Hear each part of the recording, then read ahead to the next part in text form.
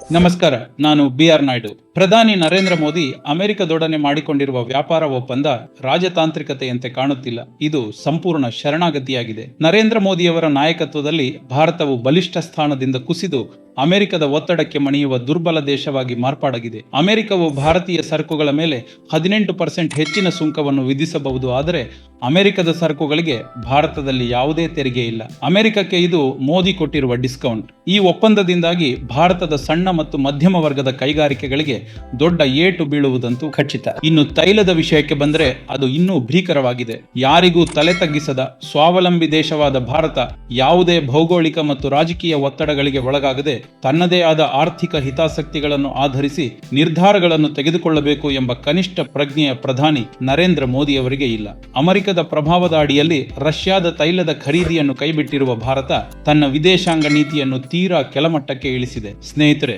ಆತಂಕಕಾರಿ ವಿಷಯವೆಂದರೆ ಕೃಷಿ. ಭಾರತದ ಕೃಷಿ ವಲಯವನ್ನು ಅಮೆರಿಕಕ್ಕೆ ಮುಕ್ತವಾಗಿ ತೆರೆಯುವುದರಿಂದ ಈಗಾಗಲೇ ಹೆಚ್ಚುತ್ತಿರುವ ವೆಚ್ಚಗಳು, ಸಾಲ ಮತ್ತು ಅಸ್ಥಿರ ಮಾರುಕಟ್ಟೆ ಸಮಸ್ಯೆ ಡಬಲ್ ಆಗುವುದಿಲ್ಲವೇ? ಇದೇನಾ ಮೋದಿಯ ಡಬಲ್ ಲಾಭದ ಡಬಲ್ ಎಂಜಿನ್ ಸರ್ಕಾರ? ಭಾರತದ ಲಕ್ಷಾಂತರ ರೈತರ ಜೀವನೋಪಾಯವಾದ ಕೃಷಿಯನ್ನು ಭಾರತದ ಅಮೆರಿಕಕ್ಕೆ ಅಡವಿಡಲು ಹೊರಟಿದೆ. ಇಷ್ಟೇ ಅಲ್ಲ, ಭಾರತವು ಅಮೆರಿಕನ್ ಸರಕುಗಳ ಆಮದನ್ನು ಹೆಚ್ಚಿಸಲು ಸಜ್ಜಾಗಿದೆ ಎಂದು ವರದಿಯಾಗಿದೆ. ಹಾಗಾದರೆ ಭಾರತಕ್ಕೆ ಸಿಗುತ್ತಿರುವುದಾದರೂ ಏನು? ಮೋದಿ ಆಡಳಿತದಲ್ಲಿ ಭಾರತಕ್ಕೆ ಸಿಗುವುದು ಕೇವಲ ಚೊಂಬು ಮಾತ್ರ, ಮತ್ತೇನೂ ಅಲ್ಲ. ಜೈ ಹಿಂದ್, ಜೈ ಕರ್ನಾಟಕ. ನಮಸ್ಕಾರ.